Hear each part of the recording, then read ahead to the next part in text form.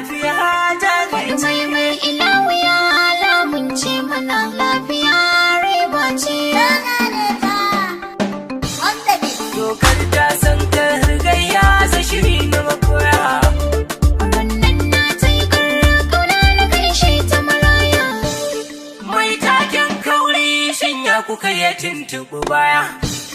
Mai kirmar sanyi baya gujewa hantsi kayya. Ahaha jaka dan ƙarfi